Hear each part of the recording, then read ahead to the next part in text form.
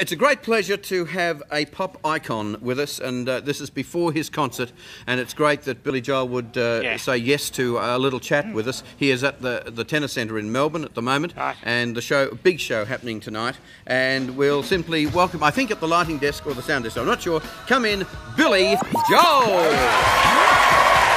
Hello. Hi.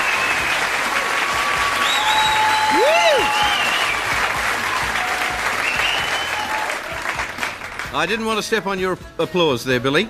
That's okay. It's just a warm-up for tonight. Now, this is the 7th tour or so of Australia, although it's part of your huge tour at the moment. How are you going on that? You started, what, last September?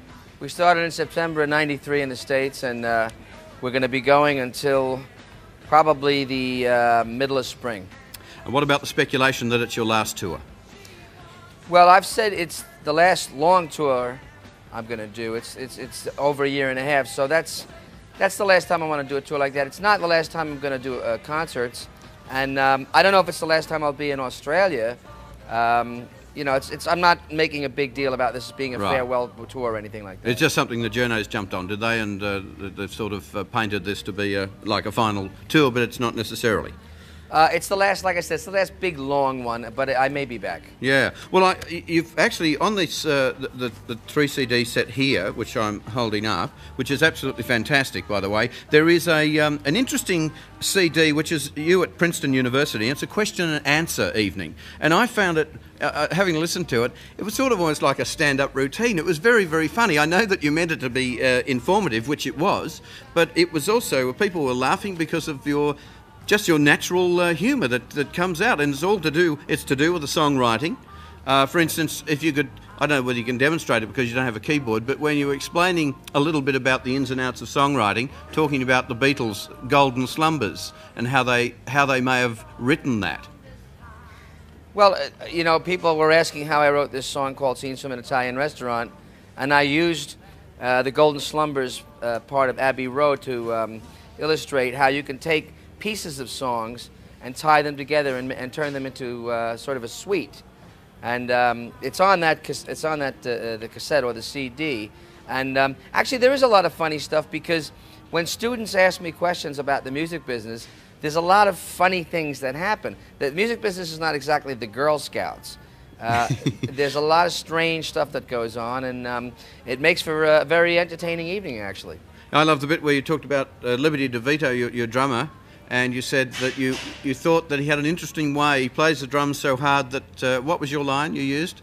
I said he hits the drum so hard, I believe that he's thinking of his ex-wife every night. Now, you have used the same guys for a long time musically, although you did depart on River of Dreams, didn't you, with other musos? On the River of Dreams, I did use different musicians, different rhythm section. Although Tommy Burns, who is my guitar player, did play on the album, and Crystal Taliaferro, who is our multi-instrumentalist, did play on the album too.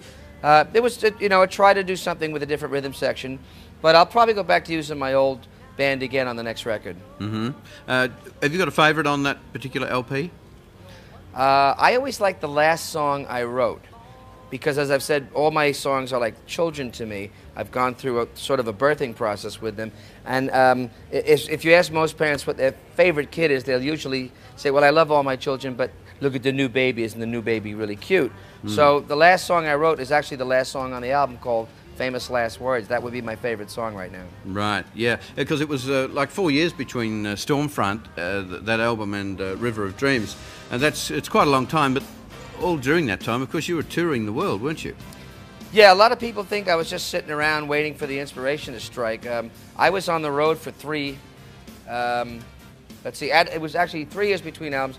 So for a year and a half of that, I was touring, and then it took another year to write and another half a year to record. So it's not just that you're sitting around, the work is being done. And you actually studied the great classical composers before attacking this album? You were somehow trying to unlock a code or so that they had? Well, I've always listened to classical music, and before this particular album, I was listening to the Beethoven symphonies because I wanted to know what Beethoven was feeling like on particular musical passages that he wrote. So what kind of mood was this guy in? Obviously, you know, Beethoven wasn't a guy who waited around to be happy and peppy and jolly. He wrote a lot of times when he wasn't in the greatest mood in the world. He wrote a lot of times when he was feeling profound anger or profound sorrow or bitterness. But it all got expressed, and I think that's an artist's job, really, is to express human emotion.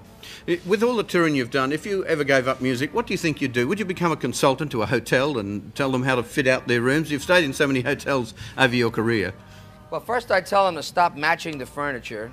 And then I tell them, stop wrapping the soap. You know, once the soap was unwrapped, it's fine for a while. You know? That is so true, isn't it? Yeah. You go into a hotel, we tour like a modicum amount compared to what you do with our humble little show, but when you get into a hotel room and they've wrapped the soap and it's in that plastic stuff That's and, right. and it takes half an hour to get it undone, it is frustrating. I find the wrapper is the best part, really. Oh, you use the I didn't realise you'd use the wrapper. Yeah. All right, Oh, okay. yeah. Well, look, we know that you've got a big show tonight at Melbourne, that is, and then you're travelling all around Australia. We've got the dates, so we can give those soon. But we hope that you enjoy this tour, and we hope that you will come back, whether it's in the new form of a discussion, come a bit of music as well, because we'd love to see you back here again.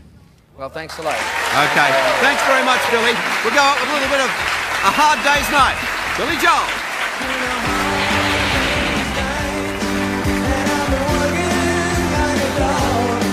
It's been a hard day's night.